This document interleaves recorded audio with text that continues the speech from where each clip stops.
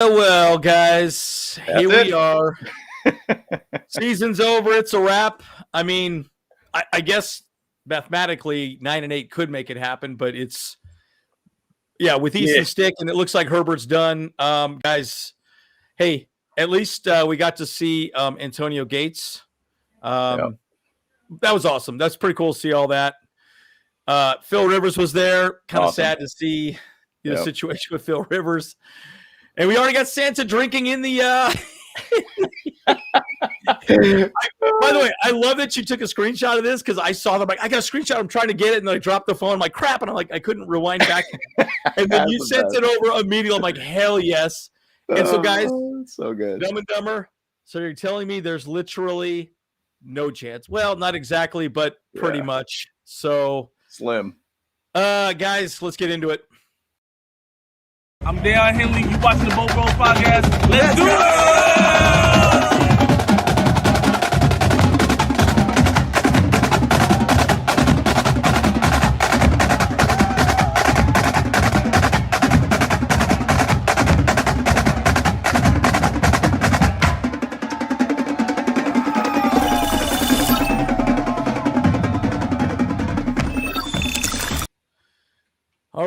All right, guys. Okay, so we're just going to try and go through. I got a bunch of slides, 3 questions out. We'll just try to actually go through it as we're going through the slides. We should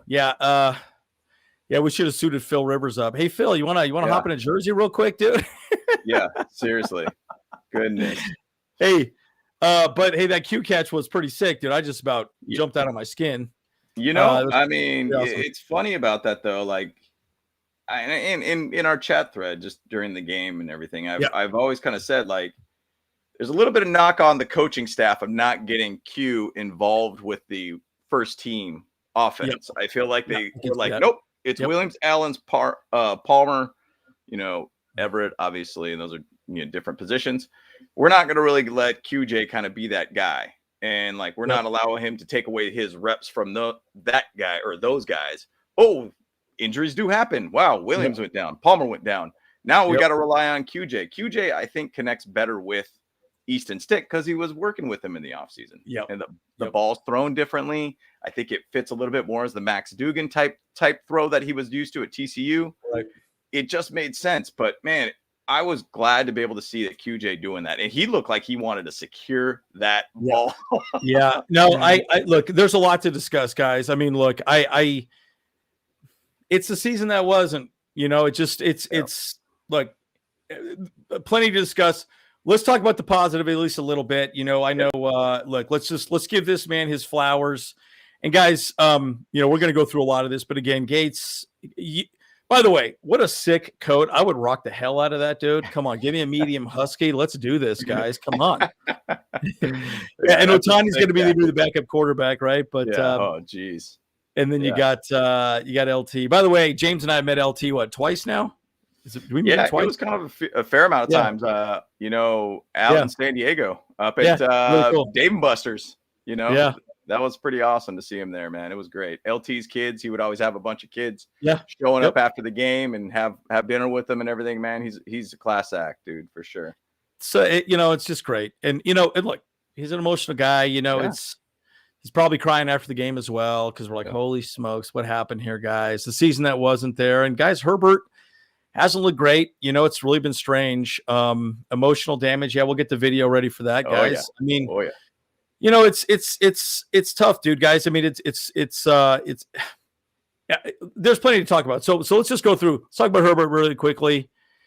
Didn't have a good game. Probably – I would assume out for the season, it looks like. I don't. If it's his index finger and his throwing hand, it's a wrap, guys. There's no reason. Yeah.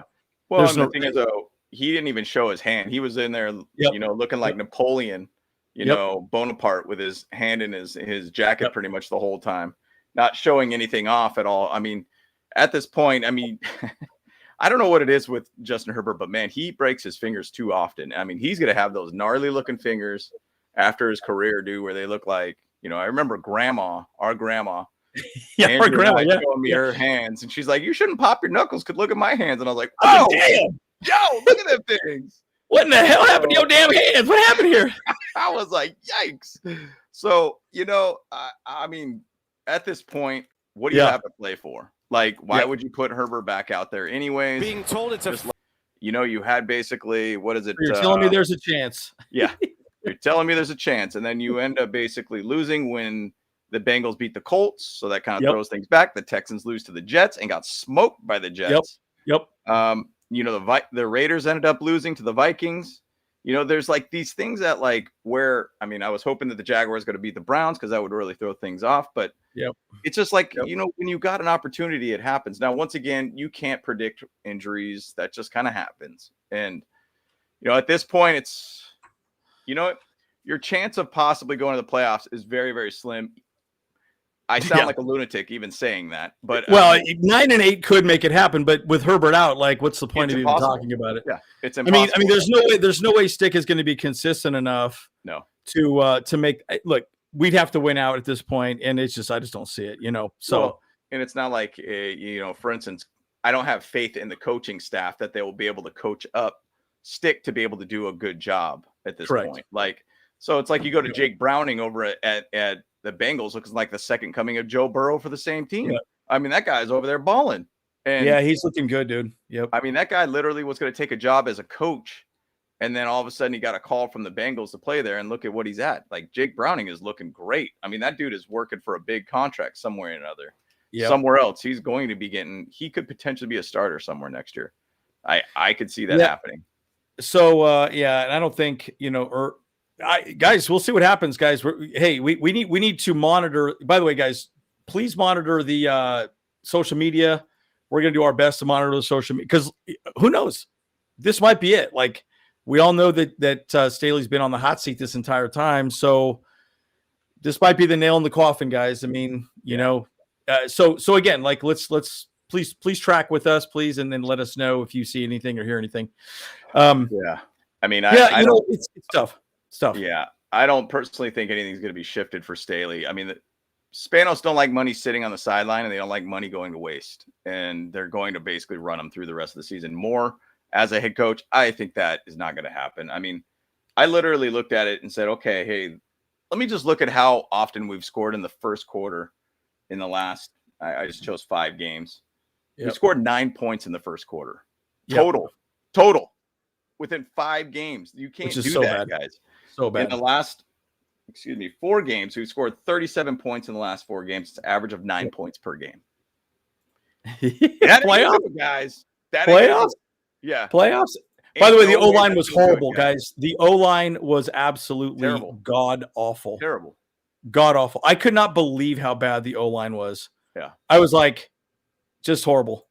I feel like in some weird way, like the players just don't care. And I've been feeling that for the last 3 games. Like, they're like almost just out there to. Whoop. Yep. Oh, there we go. Sorry about that, guys. I'm not sure what happened there. That was really awkward. Sorry about that, folks. Hopefully, can you hear everybody? Let us know in the chat if you can hear us all, guys. That was really awkward.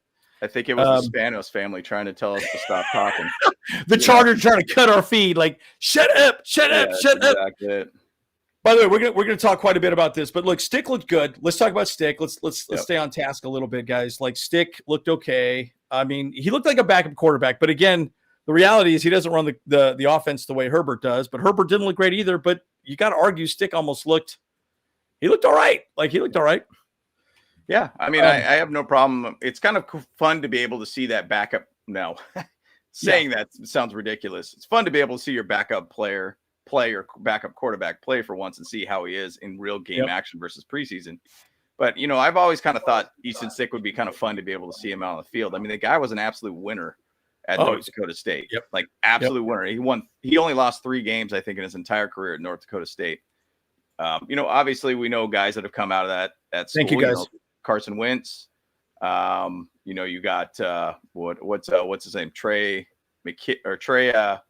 Oh gosh, the guy that they ended up trading off to, the Niners traded off to, and either which way, whatever his name is, the quarterback Trey that ended up getting thrown over. Trey Lance. Trey Lance. Yeah, Trey Lance. So I mean, they have a bunch of quarterbacks that have come out of there, and Easton Stick's never really got his chance. Obviously, he's been stuck behind a couple Iron Men for quarterbacks, but it's kind of fun to watch. It's fun to watch him, and from this point on, if he's going to keep playing, that's the one thing to watch, just to see how he could develop. Yep, agreed. And I think that's where it's just a really interesting conversation. I mean, I think bottom line, we're looking at some interesting statistics. Guys, obviously we lost, and guess who scored a touchdown? It was Easton Stick. Yeah. So look, Herbert's looked off. Now it's not on Herbert. Again, we can argue all day, but look, team stats, like we weren't even really that out, yardage. We were right there. Passing yards was right around the same. Rushing yards was right around the same. It's just, it's guys, it's little things. And look, we're not penalized. That one fumble, the interception was huge. You know that. I know that. And then obviously Herbert getting out was bad. I kind of felt like the team just sort of died after there. They just kind of died. And Stick, look at that. Guys, 200 yards almost, right? So we're going to see what he's got in him. Let's see what kind of juice he's got. But Austin Eckler, clearly he's the guy. The running back by committee situation, it is what it is. It's just frustrating. Yeah, it's really frustrating. It's a good thing to be able to at least see that Isaiah Spiller was out there for once. The guy that has basically been lost for some reason in this entire season. And getting a little bit of runs out there and just seeing how it worked. I mean, it actually seemed to make Austin Eckler try harder because he got 5.1 yards on average per carry on 10 carries, 51 yards. And then he even got 49 yards catching on 5 catches. He seemed to kind of look like Austin Eckler that he should have been for the last 5 games or whatever it's been. It's unbelievable how frustrating this season has gone. It's been horrible. How it seems like this offense once again has diminished so fast for some reason to completely inept, in my opinion. Once again, I looked at that first quarter stat and I was like, we've scored 9 points the last 5 games. I mean, in first quarter, you can't, dude, that is awful. That is abysmal. Like, people talking about that, if Brandon Staley gets fired, should Kellen Moore be that guy? Dude, he hasn't earned it at all. Like, I think people even said that he hasn't earned it at all. It's like somebody has said when I was on the, what was it? The NFL Sunday Ticket. Somebody said Chargers are gonna sign Matt Canada as a head coach, and I was like, you know what, man, that would not shock me at all. About Matt Canada? Let's say, okay, the channel is going to be done at that point. We'll say see you later, guys. I mean, been real. We're not doing it. Yep. Yeah. So no Staley press conference so far. So I mean, I highly doubt that he will get let go at this point. I mean, once again, I don't want anybody to get let go. The wild thing is our defense has actually done a good job. Our offense has been completely lost. And I don't think that he will get let go right now. I don't know who would even step in for as a head coach at that point. So I mean, it would be more, Okay, so let's talk about the running backs real quick. So let's not worry about all that just yet. So we tend to get off topic. And guys, again, just throw your thoughts out. But again, running back committee didn't work out too great. Kelly was not good. Eckler was okay. And then Quinton, hey, he balled out, man. I think we see how he needs to be utilized. And just so you guys know, one thing I have to say about Quinton, when I watch a lot of the films, you guys know I've been doing the shorts. I've been doing those shorts. I've been watching a lot. Again, I like Ben Johnson. And again, largely because I think that, he's an offensive-minded head coach. He would help make the offense simple and easy to manage. That's what he did with Goff, obviously. But again, Quinton has been open downfield, vertical routes. He's always open. They're not double covering him. They're not respecting his deep route. I knew that was going to be open. So I promise you, in the huddle, he said, would you throw me the ball deep? I'm just going to do a go route. Yeah. I'll be open. And he was. Yeah. And guys, he's open all the time. Yep. Bro. Hey, by the way, if they go live, let me know. We're gonna show it live. Because I'll tell you. Actually, you know what? I'm gonna get into it right now. Hold on just a sec. I'm gonna get into the Facebook page. On the side. Go ahead and talk about Quinton if you want. James. Yeah, I mean, the thing about with Quinton is that I've been really having this thing and this thought that's like, does Herbert just not trust the guy? Does he not see him? Does the offense not like to have a deep ball involved at all? I mean, if you think about it, Guyton has been completely lost as a deep ball threat. Yep. Quentin Johnston has been open quite a bit. We just don't throw it to him for some reason. Yep. I mean, Easton Stick had a straight bomb to him. I mean, look, I feel like that has been something that's been lacking. I don't know, to the max with this offense all season. I mean, I can even go back. I could almost feel like maybe even the Dolphins game. I don't even know if there was a deep bomb in the Dolphins game. Like, I can't really think of many all season kind of like really, really deep passes at all.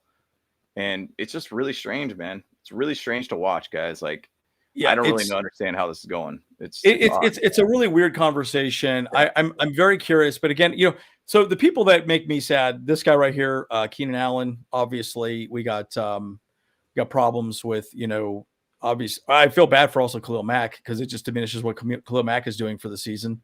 Oh, Staley's speaking right now. Okay, cool. Let's see. Oh, here we go. Here it goes. Okay. We're going to go live real quick. Hold on. You pulling up on the Facebook? Yeah, I'm pulling up right now. Give me a second here, guys. I apologize. Hopefully we don't get on the wrong down or anything like that. So we'll see. So it might, guys. So just so you guys know, if it gets pulled down, it's because of. Okay, hold on. Here we go. Sorry, guys. There we go. Can you guys hear that? Can you hear it, James? Yeah. Okay. Yeah, I mean, we didn't execute well enough today, and it was in all phases. Shit. And so obviously it's not just one thing. No shit. When you have numbers like that, it's everything. And we didn't have a good enough plan today. How'd you feel like Easton did come in? I thought he competed in the game. I thought he, once he got his feet underneath him, I thought he did some good things. You guys can hear it okay, guys? I thought he moved the I want to team. make sure. Sounds like in the second half and gave us a chance. Lightning says no. But it was good for him to, to get into the flow of the game because, when you come in there cold, it's tough to just get in there right away and get moving. Turn it up a bit. There's going to be some things in the second half that we can build off of. The loss today, where you guys are at record-wise, what are you, as a coach, Yeah. just we don't know how long. Is that better? Forward and trying to keep everyone together at this point in the year. Yeah, I mean, the best thing for us is that we play Thursday. So we got to put this one behind us quickly. We got to get our rest. It's hard to be able to get hear from recovered. the guys asking we got to the get a good questions plan for Las regardless. Vegas. So Yep. that's all we can focus on right now. And, I'm glad that we're playing Thursday because after you lose one like this, you want to play again. So And once again, heavy Chevy. Chiefs just lost. Once again, another reason why you're blowing it again, Chargers. Yep. Thought we did a lot of good things out there. Thought we did a good job against the run game. Is that better, guys? Thought we rushed well when we got the opportunity to rush when it was a third down game. But when you make it a 2-score game and they were going to play it, conservatively, it's going to be tough for you to create any plays. Good point. We gave up, some third downs that were routine. Big rebuild time. Which I think, affected how we're going to feel about the performance. But our guys hung tough. Brandon, before the season, we kind of talked about. I think Brandon Staley kind of understands what's ahead of him, at this point. Yeah. So Getting his resume ready. it's sad. It's sad. Polish it up a little bit. Put that thing through. Dylan, it's just been a combination of Chat things. Our guys GPT have competed real the whole quick. way. Certainly today when you lose Justin, that's going to affect, the outcome. But we've just been a little bit off. And, That's right. Today wasn't good Like enough. Samson, it's like a politician. And our guys are going to have to dig in. We still have, games left to compete. We're not out of it Joe yet. missed quite a few tackles, We're too. going to have to dig in and compete on Thursday night. After the Michael Davis interception. Well, Derwin with that missed tackle, too, on third down. bad. Goodness gracious. So bad, dude. So bad. Yeah, we felt like we had the momentum. A little better here. We were Here we going go. to get the field position and felt like, being aggressive. Hell yeah. That would be hilarious, That Dennis. is, yes, I love that. There. And, we had a That'd good be play. hilarious. Just didn't knock it down. But, just felt like with the field position there to our advantage that we were going to be aggressive. I'll make a comment in here. Third down spot. What was the message in there? I feel like you guys had a good look at it. Yeah, I didn't think I got a great answer. We thought we did get a good look at it with his elbow and his knee down before the line of the game.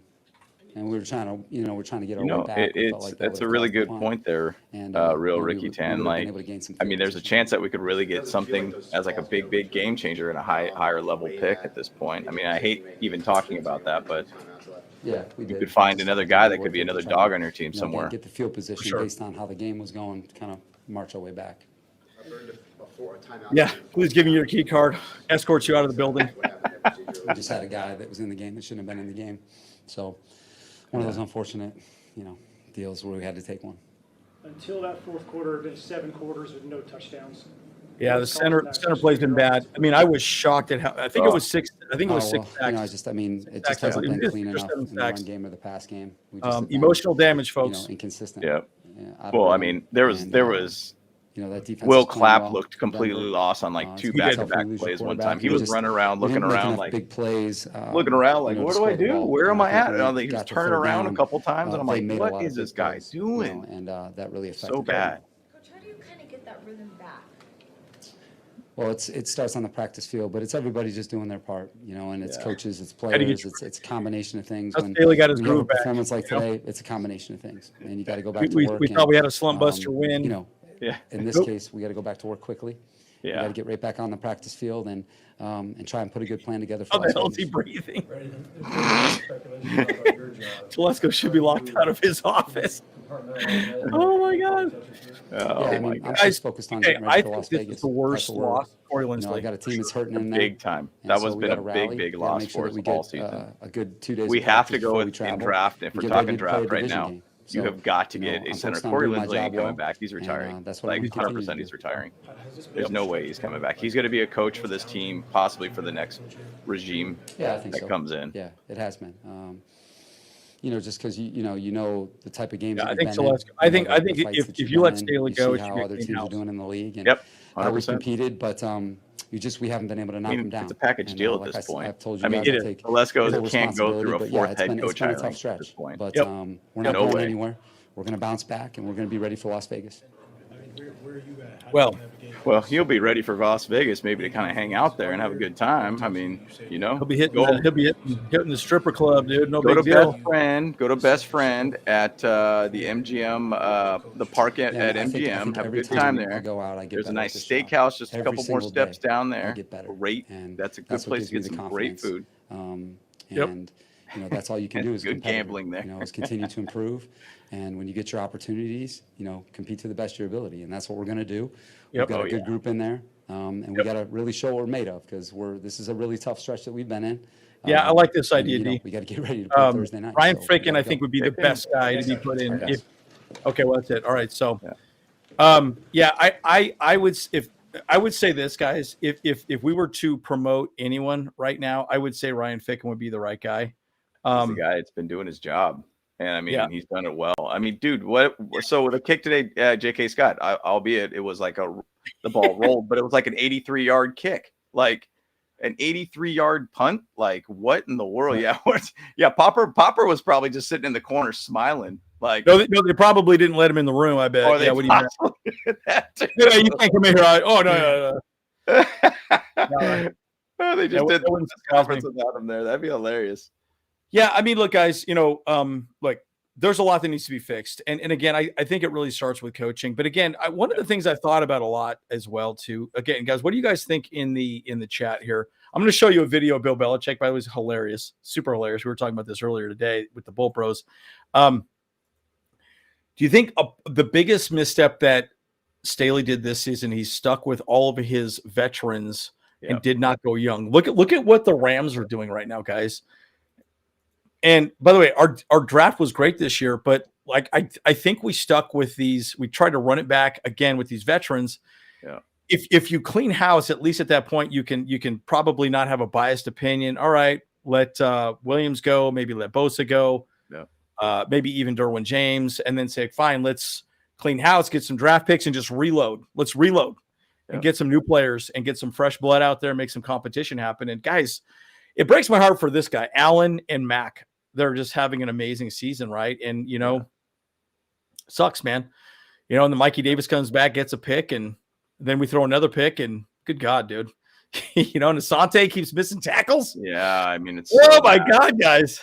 It's funny because, like, I think you said something in the chat where it's like we play good and we play bad at the same time. Yeah, and it's weird. It's really weird because, I mean, earlier in the game, I was like, wow, we're at least tackling really well. Like, we look like we're at least figuring out how to tackle again. And then later on in the game, then we start having these missed tackles. Like Kenneth Murray, like, once again, on a 3rd and I think it was a 7 or something like that, he gets burned by a little throw to the flat to the running back. And he gets completely, like, spun around like a top, dude. And it's like, dude, it's like we just cannot figure out a consistency as a plan. And, like, it's really, really difficult to watch, man. Yeah, it's really difficult to watch. And Asante Samuel's a little smaller. That's the argument with him. He's smaller. He's as heavy as me, dude. I'm Yeah. I'm 180, 185. That's about what he is, right? Yeah. So, he's taller than me, but not by a lot. So, yeah. And it's not a knock against him. Like, I mean, I've never been as fast as he is, and I'm definitely not as ripped as he is. I mean, look at that shit. Holy smokes, dude. Yeah. Got to call him Blade because he's so cut. You know what I'm saying? Yeah, no doubt. But I'm just saying, like, my point is he needs to learn how to tackle. And then, again, guys, I just think I as much as I hate to say it, DJ's got to go. That breaks my heart. That breaks my damn heart. I love players. Yeah. Bro, if it makes, but I promise you could trade him for maybe a 3rd or 4th round pick. I'm not saying that because he has a 3 on his chest, but you probably could get a decent pick out of him. Yeah. Maybe free up some cap space, go young. What do you do with Kenneth Murray? I'd probably say you let him walk because you got Deion Henley. God, and once again, like, what about Kendricks? But this guy, woo, Thule. Yeah, he's the man. He's the man. And like, he's going to be an absolute pinnacle piece of this team. I mean, I personally like bringing back Mac next year wouldn't be a bad thing. Now, once again, I think there's also mental fatigue too with Mac too. I mean, physically he might be there, but mentally you might just be completely just over it. I mean, he's been in the league for so long and has been on so many teams and really seems to put a lot out every single year and just doesn't get the return that he expects. And at some point you kind of say, hey, look, man, I think I did what I needed to do and I'm just tired of it. Like, I'm just over it. And I mean, he's 32. He'll be 33 next year. Like, sometimes it's good to just walk away and just be fine with it. I would hate to see that, but there's got to be a lot of shift within this team. Big shifting coming up in this offseason for sure. Yeah. But Thule's going to be a staple. We all know that. And by the way, I love Derwin James. Again, this is a great point, Kirk. And guys, throw your questions out. I think I might have one more slide. Yeah. Here we go. Eckler, Kelly, Everett, Murray, Bosa, AJ. Yep. I think that's probably about right. Yeah. That's about right. This is going back to the point. So going back to, if we're going to let go of a lot of these dudes, I mean, there's going to be even probably a D-line clean out too at that point too. There's going to be a lot. I know. Exactly. I was thinking the same thing today, guys. I was going to talk about that later on. We have the same record as the Bears. That does not make sense. My God. That does not. And the Rams have a better record. Wait, did the Rams beat the Ravens, by the way? No, they lost in OT. Right. It was actually on a 72-yard punt return that they ended the OT. That's right. But going to next year, say they move on from Brandon Staley, they got to hire a new guy, new GM, everything like that. If you get a guy to be your new head coach, if it's a first-year guy and they're going to go for a rebuild, that's going to be tough. You need to find a guy who's a veteran guy that knows how to be able to coach a young team and coach them up properly. That's where like a Bill Belichick might be fine. That's where a John Harbaugh would be great. Like, that's the whole thing about this at this point, guys. If you're going to go rebuild, it can't be a first-year head coach at this point. Like, it cannot be at that point. I think it's an interesting point. But Grant Eisner brings up a great point, guys. Chargers player stock up, stock down. The thing at this point now, what we have to discuss is who's worth keeping, who's not worth keeping. But secondarily, they also have to prove that they're on a losing team that's not making the playoffs, who's actually going to keep trying, right? And like, great example, I could see Eckler, I got a, high ankle sprain. I don't want to play anymore, and he's going to be done. He's just going to give up and quit. That's going to look bad for the rest of the league as well, too, because he's not producing. So this is where you see the real dogs come out and play. And by the way, I like Dan Quinn as our head coach. If we go for a veteran head coach, I like Dan Quinn. I think he could be good. And then I don't know what you do with Kellen Moore, but I keep hearing Kellen Moore is going to go to the Panthers. Yeah, which is a shit show. Yeah. Oh my God, that is I mean, you think we're bad? Good God. I don't really even know he would even do well out there too. I mean, Yep. The thing is, though, if you're going to look at like other coaches, my list would be, John Harbaugh. We'll see what happens with this contract thing. I'm sure he's kind of getting feelers out for this moment, seeing where he could get in the NFL if he wants to take that step. Yep. Bill Belichick, if he gets let go, I mean, I think that's more just for the fact of the Steve Belichick thing, maybe trying to get like his youthful side involved a little bit more. Bill Belichick just being there for a couple of years to kind of get the system intact basically at that point, and possibly have his family kind of take over, and then probably a Dan Quinn at this point. I've thrown that out there a little bit about Frank Wright. I am sound a little crazy on that, but it would not surprise me by any means if there's a way that Frank Wright finds his way on this team, because once again, when he was here, no, we don't want Frank Wright, dude. Well, we don't want Frank Wright. I'm speaking on it just in the fact that when he was here. Okay, hold on. Yeah, Herbert's talking. I mean, how devastating yeah. for you? Okay, go ahead. Yeah. But with Frank Wright, when he was here, Rivers had his best year. Now, I don't want him to be a head coach because it sounds like it was really, really bad. But let's see what Herbert says. We'll know more as the week goes on, and his hand is still in his pocket. I'll do everything I can to be out there. He's not showing that thing off in the treatment room to get back to 100%. Are you getting fractured index finger? Okay. I'm not sure. I think we're going to find out more either tonight or tomorrow, and kind of make a decision off of that. Done deal. Season's done, dude. I would assume that's kind of the plan. Disappointing season, folks. It just is. If I'm not a fan of Frank Wright. I know James and I have disagreed on this. That's where I'm thinking more than anything. He ain't going to be a head coach based upon everything that was being told about the Panthers. He's not a head coach. I'm just speaking more as an offensive coordinator. Sure. I still don't want him there. I personally don't. What do you guys think? Frank Wright. It doesn't quite feel just good. Go back to Rivers and what he did with him. He did great. He did great. Part of playing football. He could be old school though too at this point too. So maybe just antiquated. Just in terms of the pass protection in the first half before you went out. Brandon was and by the way, losing to Tennessee was ridiculous. And we shouldn't have lost. What was the other one that we lost? Well, Packers. Stupid. Yeah, it's tough when you get a front seven like that, and it is tough. But I thought we had a good plan, and we just didn't execute. And we have to do better, offensively. I thought the defense. You guys hear okay, folks? Big stops today, and it's on us as an offense to be able to convert those third downs, go down and score, especially in the red zone. Yeah, it's kind of light, like but down there. I'm so that's sure. on us, and we have to. Herbert's pretty somber right now. It wasn't. It must be bad. Yeah. I'll crank it up. That's as high as it goes. Yeah, that's it. Yeah, that's it. All right. He's keeping it pretty short for sure, but. Yeah, fractured finger, folks, for sure, and it's just a bummer, dude. Guys, it's just. Yeah, no to Frank Wright. I'm not a fan. I kind of want someone a little younger. Again, that's kind of why I like Ben Johnson. But Ben Johnson's probably going to ask for a lot of money. He is the hot name right now. But we act like somehow we're making the call. We ain't a Spanos, right? We're the Bolt Bros, dude. Yep. Rex Ryan, he's probably making so much money right now. Who knows if he would want to come back? But Dan Lanning.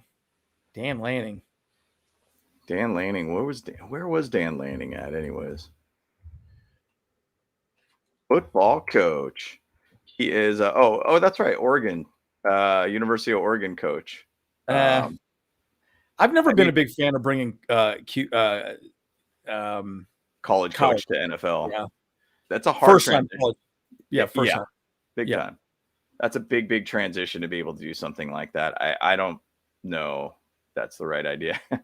Yeah, but it's tough, man. There's a lot to be said about this entire game in general, guys. Throw your questions out as well too. We're going to go through it live. We're done with the slides. We just wanted to throw a few things out, but it's tough. Okay, so I'm going to Google this real quick. Hot names for head coach NFL. Yeah, because this is my whole thing about. We could pretty much say that the nail's in the coffin right now for this regime. Pretty much toast. Yeah. Now, one thing that it needs to be is, Chargers all day. It says, I need to be on this podcast. Hey, come on board, dude. That'd be great. But actually, you probably could. Throw out a thing in there. We only have a certain amount of people on here that we could add in here, but we could add guests. But what I was going to say is this next hiring is critical. And why I mean that is you're going to be jumping into Justin Herbert's contract. The next hiring could be essentially, and based upon just the trend, is every 3 to 4 years, you're going to be looking at somebody new. You got to find a way to get this right now. Now, I will say one other hiring. Now, it sucks that the Bills ended up winning today, but Sean McDermott was one of the guys I had in mind, thinking for him to come over. Yeah, Brian Flores. And I liked him when he was in Miami for that 1 year. I thought he was going to be a stud. And I think Brian Flores could be another good hiring. He's not a first-time head coach. I mean, he's a one-year head coach, but I think he would be another guy to look at. A guy, I think he's currently with the Steelers right now. Try to find a little bit of way to be able to get some of that Steelers magic over here. And what I mean by Steelers magic, they've only had 4 head coaches as their entire career or organization. Oh, the reason why I Googled it is I could not remember the name of the guy I wanted. And his name's Lou Anarumo, Bengals defensive coordinator. That's who I was thinking about. I was like, I could not remember his name. I'm like, I gotta figure this out. He's the Italian. He's the Italian. Yeah, the Italian. I like to make some pasta. Yeah. Yeah, but I like Lou Anarumo a lot. I think he's done a great job with the Bengals. Anyways, and he's been DC for a long time. Right. Yeah, very long time. I mean, the one thing people keep talking a little bit about Eric Bieniemy. I mean, if you've been reading up a little bit about what's going on there and how he's connecting with the players there, it's not going very well. A lot of the players are not connecting very well with him at all. So I heard he's rough. If you give him basically a head coaching ability, it could go bad. And I want to say there's some bad blood with the Chargers and Eric Bieniemy and going back to his playing days in some level. So I don't know. I mean, he's been here, so I don't know if he really wants to be able to work with the Spanoses. Yeah, I like that. I like the idea of a vet coach. Again, that's why I like Lou Anarumo. I could not remember his name for life. What is his name? Yeah. Lou Anarumo. Yeah, I like him a lot. Staley, again, we'll find out what the situation is. And by the way, yes, the Spandex family needs to sell the team. Yeah. Oh, yeah, that's right. Eric, I heard he's a bit of a jerk. A lot of people don't particularly like him. Jack Del Rio. Jeez Louise, man. Hey, I'm going to play you a video on Bill Belichick because we were laughing our ass off at the Thursday Night Football win for Bill Belichick. And this is why I've not wanted the guy. I don't like Bill for this particular. This is exactly why I don't like him. Now, he did not throw a fit post game, which is kind of surprising. But I think he probably knows the writing's on the wall, anyways, right? So he's probably like, "Oh, okay, well, God, where the hell is this? Oh, here we go. All right, let me pull it up here real quick, guys. Let me tee this up. Yeah, Staley for the most part in the post game, he looks like he was just like dying inside. Yeah, he looks like it's pretty somber in a sense. So, Yep. Okay, there we go. All right, sorry. Yeah, we're doing this. We're doing this real time, guys. This is live YouTube TV, guys. So here we go. Let me just hit play on this. Yeah, check this. I swear to God, I thought this was a joke when I first saw it. He's like, oh. That's like running into your ex-girlfriend, dude. Oh, shit. You? What's going on?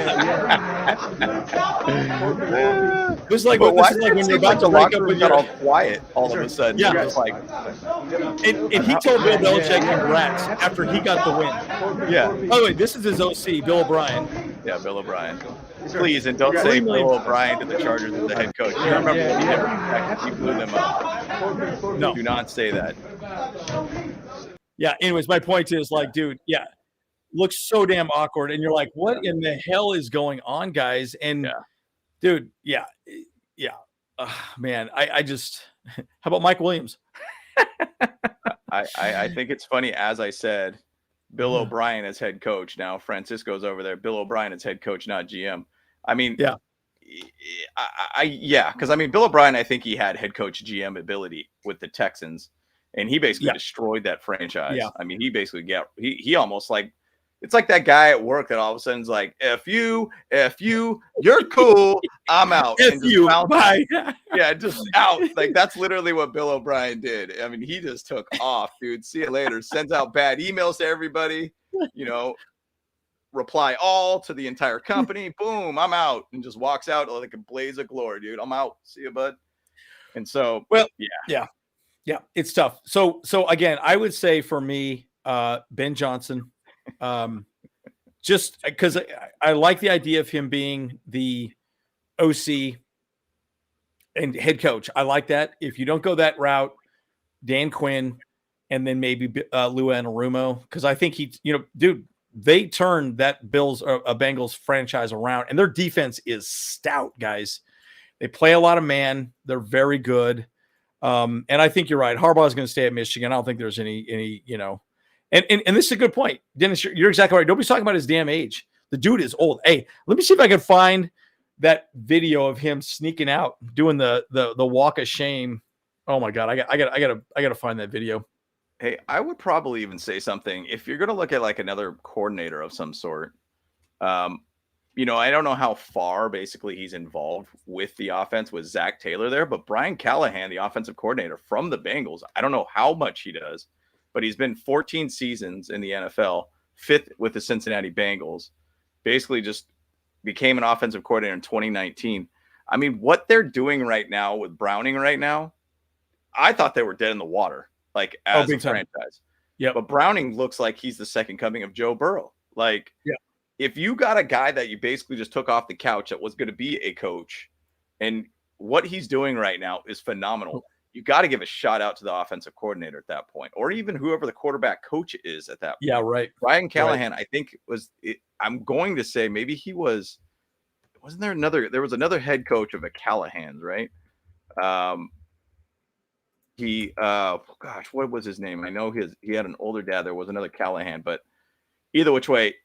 That's somebody to think about. If you're looking at a first-year head coach, maybe that's a thing. Now, do I want a head coach or another first-year guy? Man, we've been down that road 3 times now, and it's tough. Yeah, he is the son of Bill Callahan. So Bill Callahan. Yes, correct. Yep. So I don't know. Just hey, it runs in the family, right? I mean, who knows? Who knows? Oh, is this it, dude? This is it. Hey, I'm sorry, guys. I'm trying to. There we go. Let me crank it up. Here we go. What is this dude doing? Have you not seen this? I don't think I've seen this. That's Bill Belichick, dude. That's Bill Belichick. Bro, homie looks confused. Oh, yeah. No, he had a rager, bro. He had a straight rager, bro. Think of how weird that would be if that was your neighbor. You see this dude, you're like, yo, that's Bill Belichick creeping out this person's house. My neighbor. What is he doing there? Isn't that okay, guys? Oh God, what's happening here? Okay. Now you got Dak Prescott driving a colon cancer. Oh God, sorry guys. Hey, live TV. As a professional, we got there. We go. Anyways, you get the point. You saw that, hilarious to me, dude. And I remember seeing that. I was like dying, dude. Here we go. Moto. I mean, I'm right there with you. I'm tired of these rookie head coaches. Like, we got to have a guy that understands how to do the job, and that's the whole thing about this. Is we need to be able to find some way or another to be able to, get a guy who's experienced to really get this team to another level. This is good. Great comment here. Conspiracy. What a Bill Belichick to JC Jackson's stupid mess of a contract. We won't have to deal with him possibly going to LAC. Yeah. Whew, I love it, man. Cue the X-File music. Let's go. Yep. If Kyle's there, he'd be hitting that up. Yeah, hit that button real quick. Hit that button. Yeah, but Clapp, Clapp is interesting, dude. Like, I think the biggest injury this season that has really changed our season for the worse was Corey Linsley going out. And, to this day, we still don't know what the situation is with that. Okay. Yep.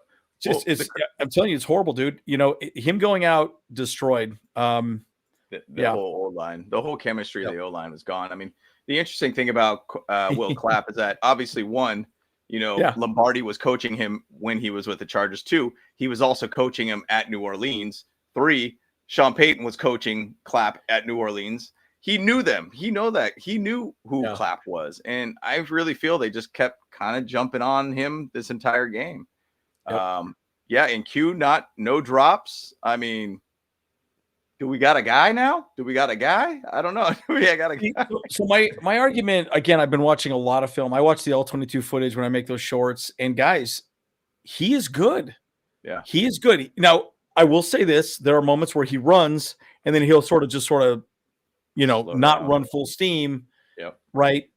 But I think the guy that right now, if we have an interim head coach, I think Ryan Ficken should be the guy. Yep, I agree. The one thing I will say about Ryan Ficken, let me just give you my thought on this. If I'm the Spanos family, clean house, maybe elevate Ryan Ficken, and then he could go get his own OC and then get his own defensive coordinator, and he runs the show. And again, we're good to go. Like, at the end of the day, then he can clean house however he wants. I would also like to see Justin Herbert be a little bit involved in the OC head hunting role. If it's clean house like that. So that's kind of my take on that. Because I like Ryan Fickett. He's done a great job with the special teams, and anyways, I agree. I think if we look at somebody in house, right, and if once again the Spanos has only fired a head coach mid-season, I think it was like 99 or 98 or 2000 or something like that, once in mid-season.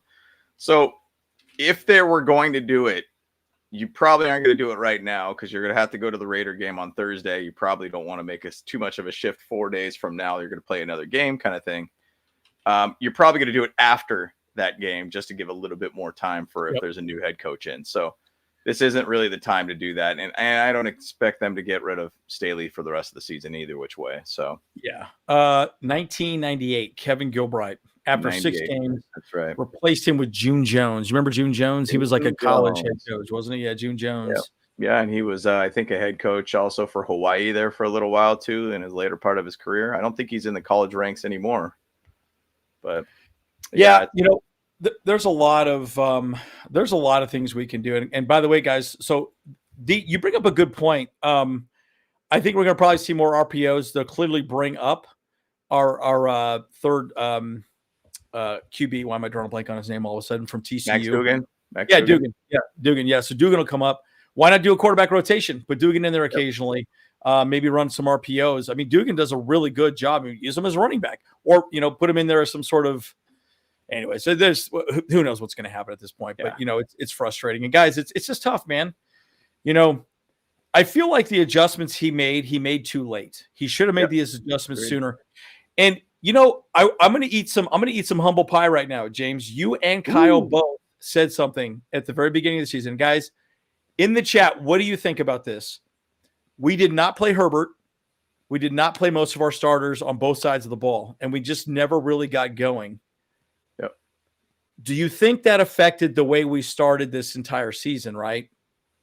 What do you think in the chat? Because I'm starting to think now that was a problem. You remember week 4, they're like, oh, we're still trying to figure out our cornerback situation. What the hell? What? Yeah. And then Ainsley said also that we haven't hit our stride recently too, right? Yeah. We haven't hit our stride. Yep. Yes. Yep. Yeah. So I mean, it's odd that you would talk about something like that so late in the season, and that doesn't make any sense. Like, you can't sit there and try to figure things out so late in the season, and we're like, we haven't hit our stride. Well, yeah, obviously you're right now. You're 5-7. Now you're at same record as the Bears right now. That is not good. That is not good. So, bottom line, I mean, this coaching staff seems very not. How do I even say it? Basically, I don't think that they're qualified to have these jobs, in my opinion. I hate to even say that. Like, even to say my dream that I talked about yesterday on the pregame, when they were like, I got the Chargers all of a sudden decided to make me a head coach. And I was like, I'm way in over my head already right now, but I'll take that $11 million, let's go. So your dream. Yeah, that was my dream, but but again, like I'll just say this, guys, what do you think? Do you think that affected this team? Cause we got out so slow and we just never got into a groove. Right. And I feel like we kind of did, but I think if we had played more aggressively, we'd had Herbert out there at least for a few snaps. And Max Duggan was on the practice squad, just so you know. He was on the practice squad. So he couldn't be available. He was not elevated. Yeah, and I wonder if he was actually considered as like the emergency or the Brock Purdy rule.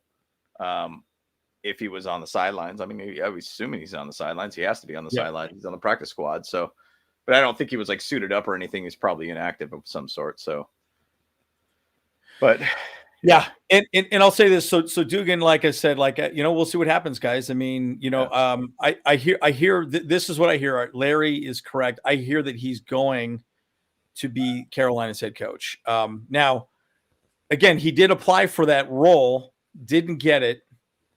And then everything happened. And then obviously, he went to the Chargers, right? But it was the same year, right? Yeah. So, by the way, guess who called Duggan as our pick? Me. Remember that? You did. I called it live. I was like, all right, 7th pick. I said, we're going to pick Max Duggan. I don't remember why I thought that. I did because I remember Tom Telesco say he wanted 3 quarterbacks. Yeah. And I thought, Max Dugan, everyone's TCU. The Georgia guy, what's his name? Stetson was gone. If he was available, I would have said him, but Dugan was there. And I was like, you know what? Let's get Dugan. Oh man, Ben Johnson. Oof. Yeah. I'll say one thing too. This is where Chase Daniels, there we go. Bring Chase Daniels back. All he's doing is looking at yeah. He's just making videos on YouTube, just looking at quarterbacks and breaking down plays these days. Hey, he's got a YouTube channel just like us, man. He's making that money. No he making that cheddar. We ain't making cheddar, but no big deal. But again, I also think that, there's something to be said about potentially, I don't know. It's going to be interesting, man. I mean, it's been a shit show. It's been a shit show, guys. And I feel so bad. I'm very curious. Monday would be the day, but you wouldn't probably I think to your point, James, you probably wouldn't let Staley go on Monday. No. It would be probably, let's say we lose to the Raiders, then yes. Yep. You let him go. Yep. Yeah. Because you'd have a little bit more time all around to be able to work with. So Aether wants his flowers. Who does? Aether. Oh, yes, you do. You're getting flowers. I already called 1-800-Flowers for you, dude. Coming to your house. It was interesting. So and I know we're talking a lot about, this is obviously the nail in the coffin essentially for us, but yeah, one guy that was really, really interesting to talk about now, once again, is a defensive coordinator, but he comes from the system of the Rams, is Ejiro Evero, I think is how you say his name. He's a defensive coordinator for the Carolina Panthers, which I think has obviously been a very strong point for the Carolina Panthers. Yeah. But he came from the Rams also too. So I mean, if we dig into that crate again, that could be another one of those guys to bring in there. I mean, offensively, we got to figure it out still, though. Offensively, we got to figure it out. Oh my God, guys! I mean, let's put the. Hey, you know what? I'm not constipated anymore, guys. I don't need to take no Metamucil. I won't be backed up. I'm not stressed out no more. Hey, life is good, dude. I could go regularly with every. By the way, I'm curious as to why Staley has not been drinking coffee so much. You have to wonder why. Maybe he's got an ulcer or something like that. Yeah. Well, and let's think of it this way too, guys. We're getting a new practice facility, right? We talked about this a few times. And there's a lot to be said about that, guys. I mean, it's $500 million, folks. Yeah. That's a lot of damn money.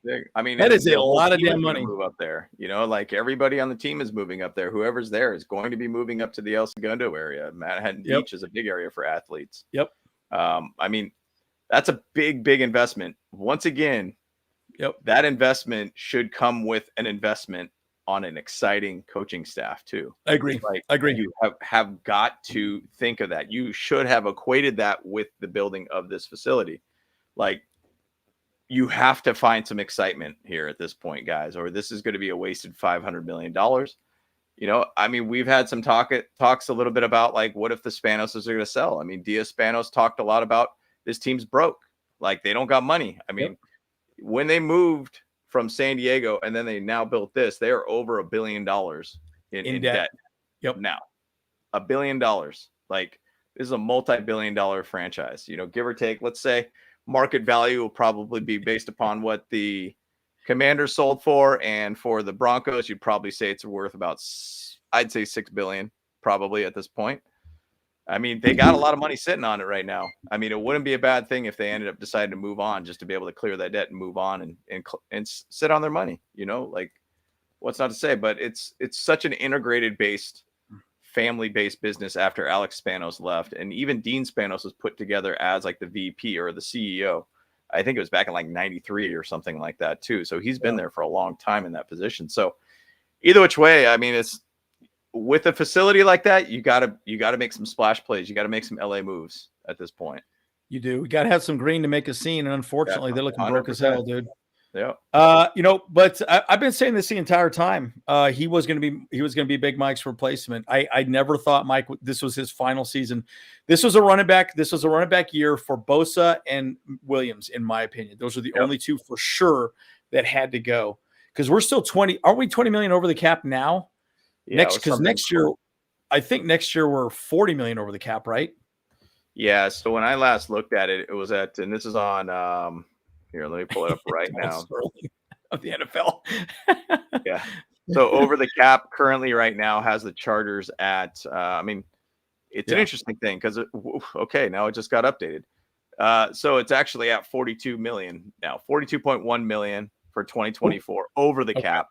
Okay. We have about $8.3 million currently sitting on the books now that if we don't spend $1 of that, it transitions over to 2024. So give or take, you're at like 35 million-ish, 34 million-ish over the cap.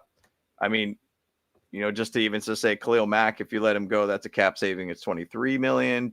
Bosa's 14.3 million, 20 million for Mike Williams, 8.9 for Corey Linsley. I mean, it could go on quite a bit. So do you want this guy as your DC right here, Steve Belichick? Come on now. Come on. What about head coach? Let's throw that. Oh, we do not want him. I do not want a man that has a mullet as our head coach, dude. Dude, oh, how sick would that be? Dude, think about how sick would people be rocking that in the audience, dude. Straight mullet, dude. Got the, you know, business in the front, party in the back, dude. It'd be so sick. Oh my gosh. So sick. I would say this, but see, why release him when you could trade him, right? Even if you get like a 5th or 6th round pick and maybe take some of the salary cap. And who the hell is going to be the GM at this point? You know, again, and now it's the salary cap situation. Oh, it's just frustrating, guys. I mean, and you know, it's awkward.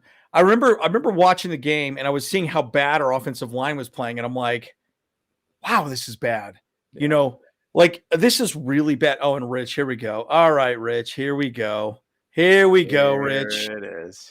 All right, everyone. Rich is a Broncos fan. We did message during the game. Good win, Rich. Anyways, he's from Canada. Be nice to him. Yeah. He says, "Oot." Thank you. That's right. So that's how you spell Took. I don't even know how you spell Took. 2K. 2K Sam. Bearded Villain is not happy with you, Rich. Well, you know, okay, so let's talk about Herbert for a second, guys. Just like a random thing. I remember, James, do you remember this? And guys in the chat, do you remember this? Do you remember Kellen Moore talking about Justin Herbert right around the first or second preseason game?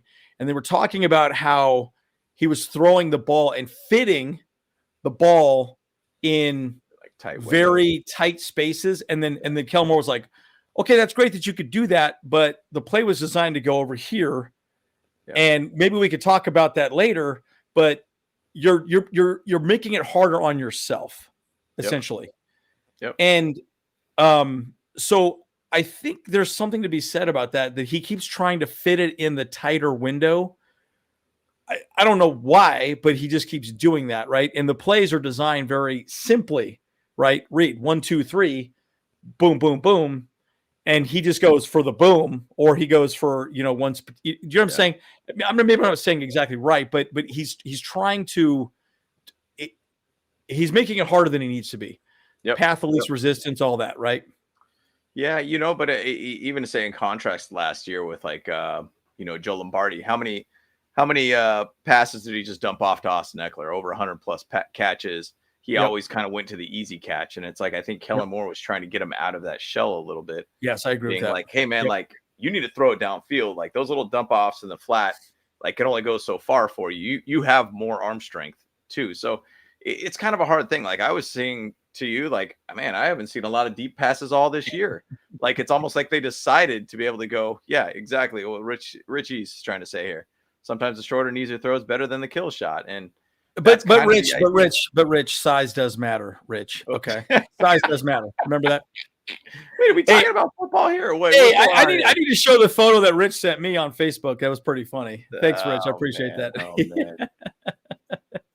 No, but you're right. But you're 100% right. And that's why Herbert became a bit of a check down Charlie last year. Yeah. But let me say this, guys. It's not just Justin Herbert. It's everybody, right? Think of like, dude, the wide receivers got to get open so they can throw the ball. If they don't get open, guess what? He's not going to throw the ball, right? So it's not just Justin Herbert, but you need pass protection. You need a good running game, and all those things did not gel. And secondarily, our defense was up and down, like a Tijuana hooker. Okay, that sounded really bad, but you get what I'm saying. Yeah, that was bad. That was well, bad. whatever. You get what I'm saying. Anyways, my point is it's pretty bad. So it's unfortunate, right? And by the way, Peyton. I don't know. I'm not a huge fan of Peyton, but whatever. He got a W, and he got that team to play after 1-5 start. You got to give him laurels for that, guys. I was bagging on him pretty hard when he was 1-5, dude, and I was thinking, wow, you just wasted $18 million a year on this guy. Like, this guy's just cashing and taking that money to the bank, and he has completely shifted that team all around. I mean, shout out to him, man. I mean, it's funny when Sean Payton's on the sidelines, he always looks like he's smiling for some reason. I don't know if he's really happy, but then I hate when he's like on the sidelines, he's all tight-lipped looking like this. And he's always like, he's got like this little like mouth like this, like, and it's just, dude, it's so annoying. It's so annoying, man. So, I'm going to throw out our dad's funny little jokes. He said, last time I saw a mouth like that, it had a hook in it. He always looks like he got fish lip. By the way, IU, great comment. Yeah, this is 100%. My biggest frustration. This is kind of why I want an OC head coach, guys. Yep. I want it to be simple for Herbert. If Herbert's our guy, which I think he is, then we need to get him some continuity. That's why I would rather have an offensive-minded head coach to be with him no matter what. Because, again, let's say we hire a defensive head coach and then we bring another OC in. Guess what? That's a whole new offensive system, a whole new conversation. What would that be? The fourth offensive coordinator he's had in 5 years? Yeah. Guys, that is bad. That is really hard. And so I don't know. Well, that's why, in a weird way, Anarumo I don't really like, and I don't really like Dan Quinn, but I also don't really want. I don't know. It's tough, dude. It's hard. It's hard. Even go further back with Justin Herbert. I want to say even when he was at Oregon, he had multiple different head coaches and multiple different offensive coordinators too. The guy hasn't had continuity for 6+ years, or then some too. So like, the guy they need stability at that point. Like, once again, the next hiring of the head coach has got to be the critical hire for this team to really get this team to the next level. Like, you have got to get this next hiring right, or you're basically going to waste Justin Herbert once again. So, interesting story about that, Rich. You guys know the history of Brian Daboll. So Brian Daboll and Tom Telesco apparently are buds, dude. They are friends. He wanted Daboll as the head coach. Apparently, the Spanos family got enamored with Brandon Staley and chose Brandon Staley over Daboll. That's the rumor, and that's what Matt Money Smith, and I read somewhere else, said some same effect. So my point is, like, Daboll could have been our head coach, but they decided to go. So it's okay. So that's what I'm almost positive that's exactly what happened. So it's. Again, that's the owners making the wrong decisions, right? So, and that's frustrating, guys, right? That's tough, right? I think, and I think Daboll is going to be gone. Dude, New York, no, he's going to get let go for sure.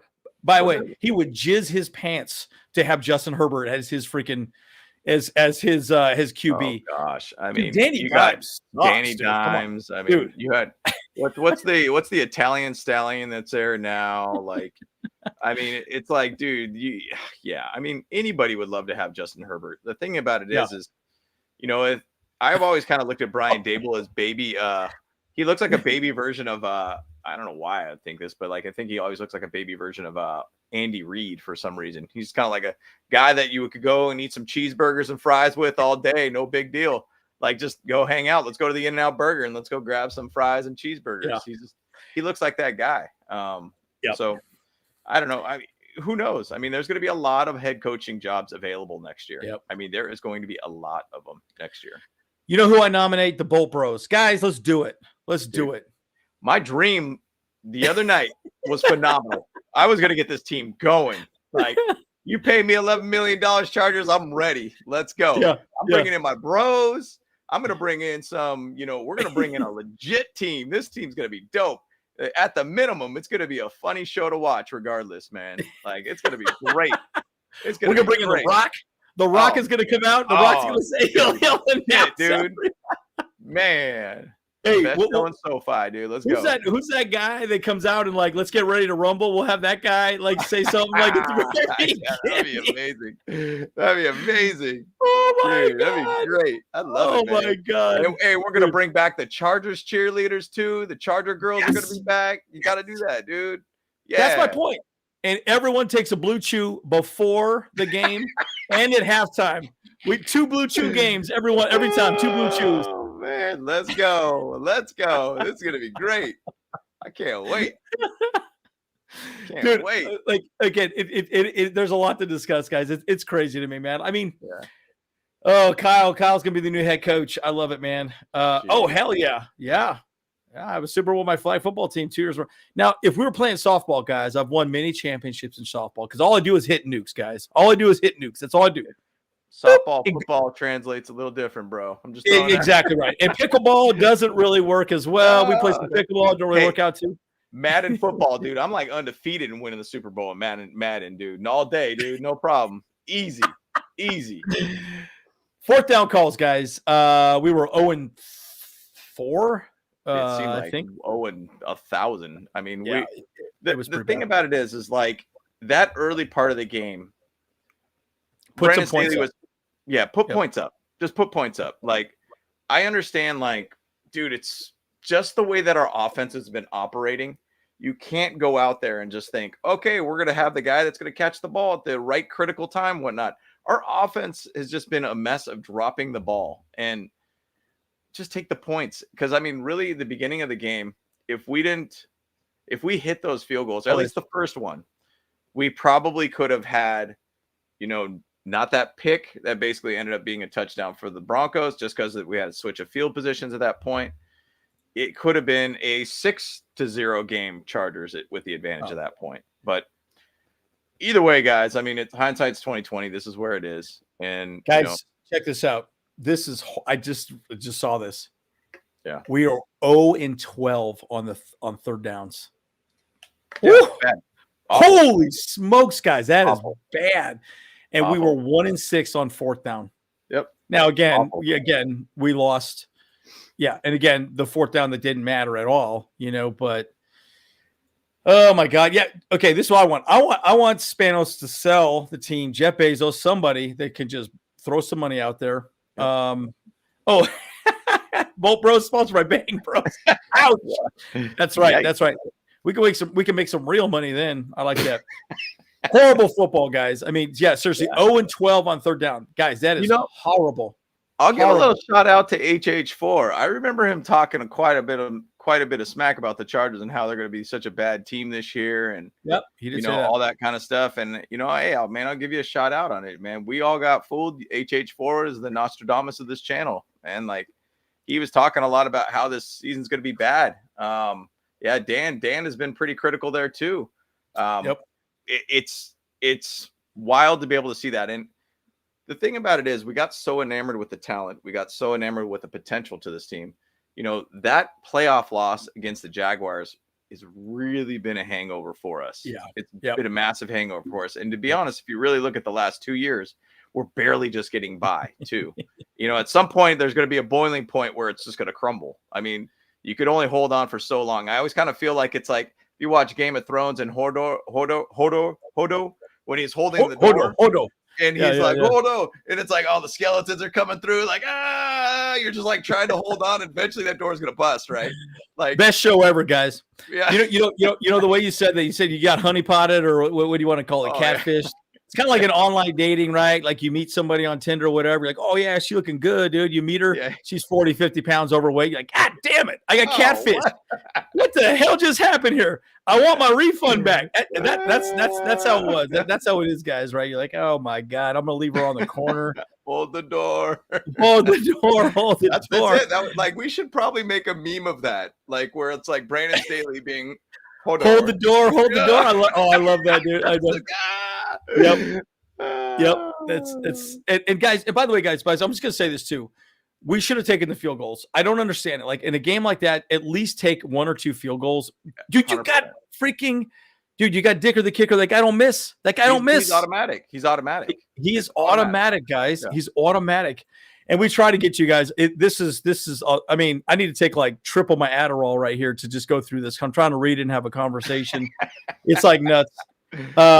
Yeah. Again, man. It's and thanks for hopping on, guys. I mean, honestly, this is therapy. You guys all know it is.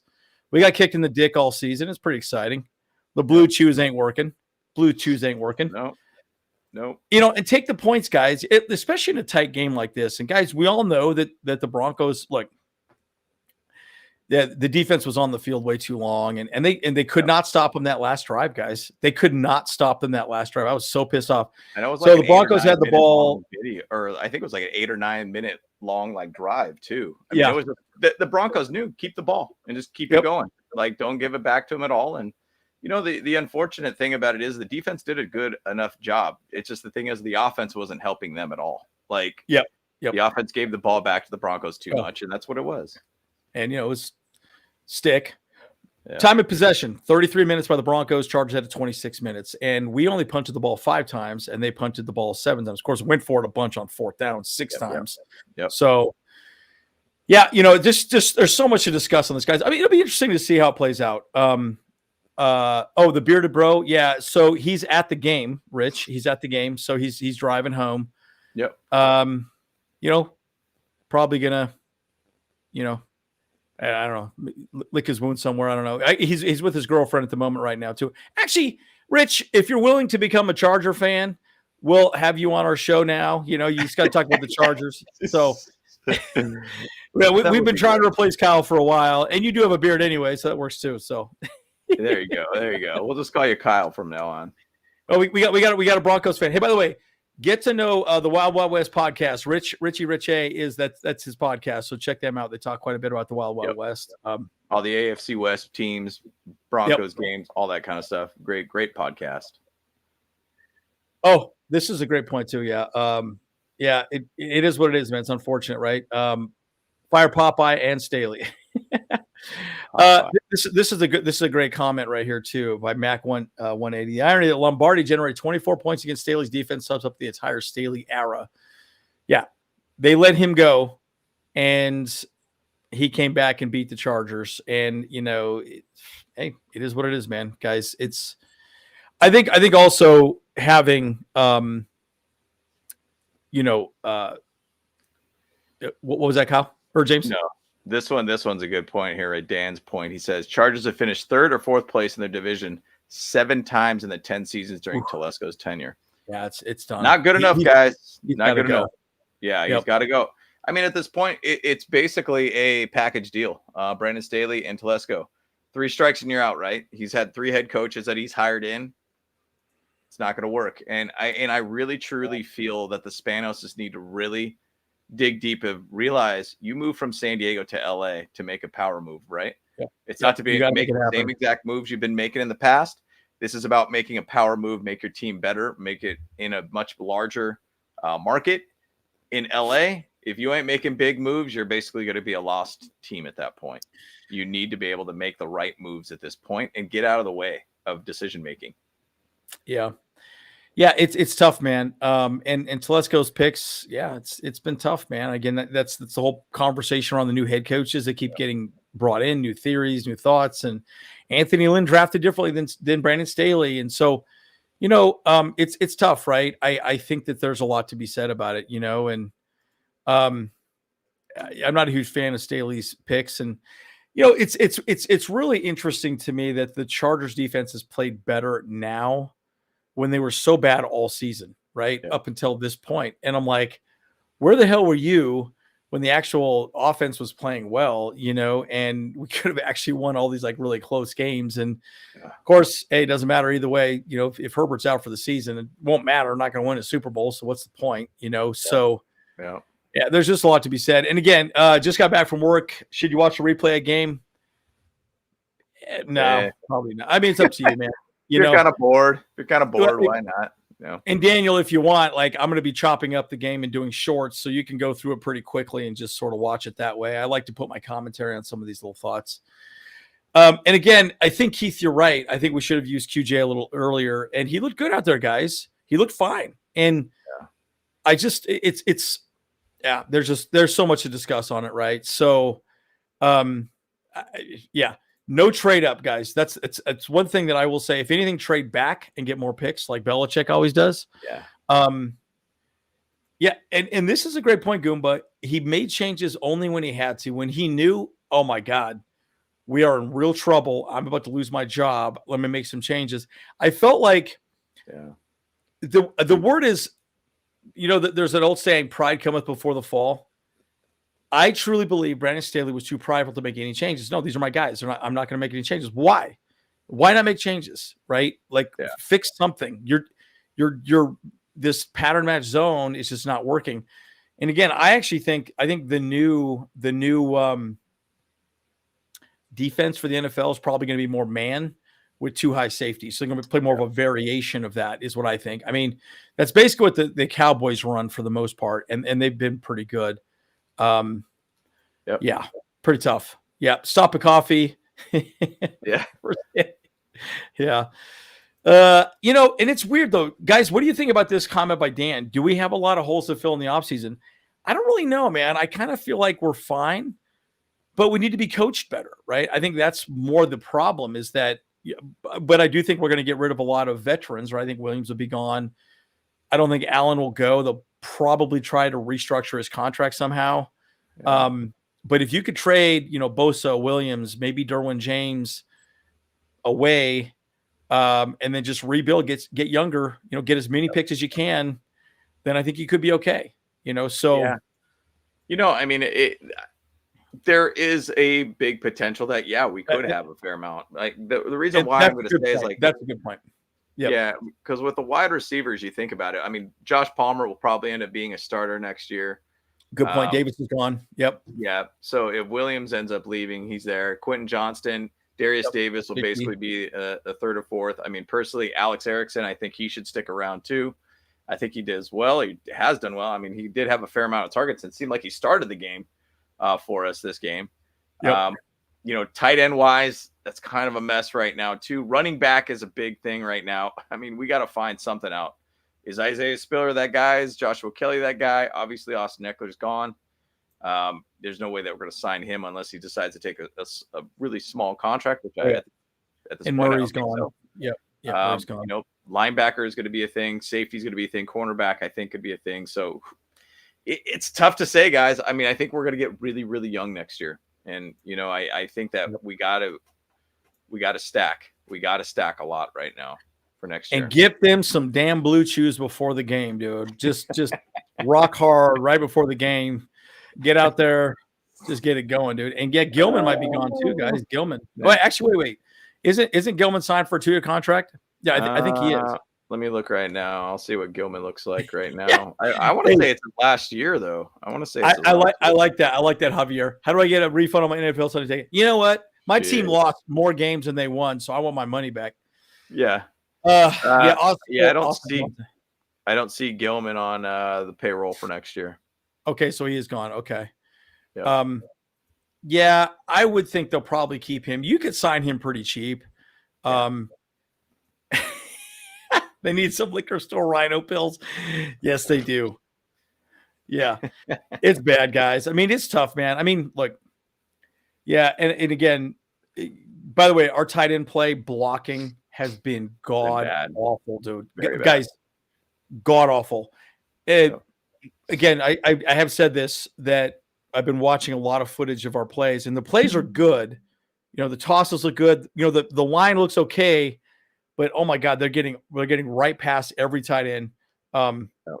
Parham, Everett, not blocking tight ends at all, and it's just pretty bad.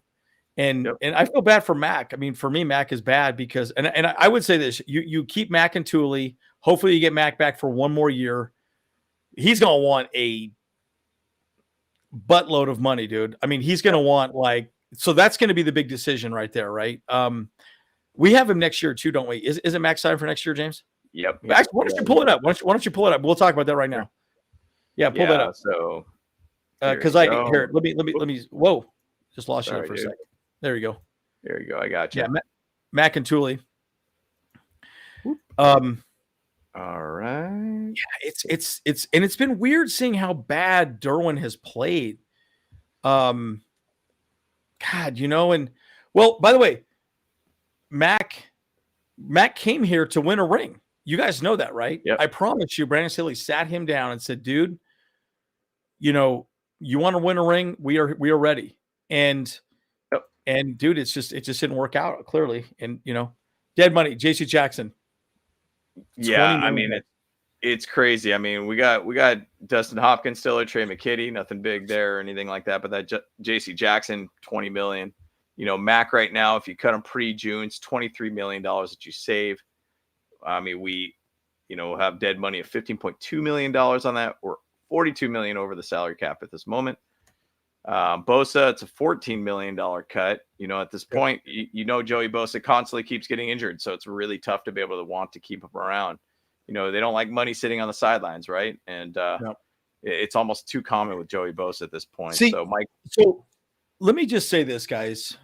This right here, this conversation right here alone, and we're this bad, is exactly why Brandon Staley cannot be our head coach anymore at this point. Because, guys, he's $42 million over the cap next year. Yep. We have $20 million in dead cap with JC Jackson, who's been an absolute bust. Yep.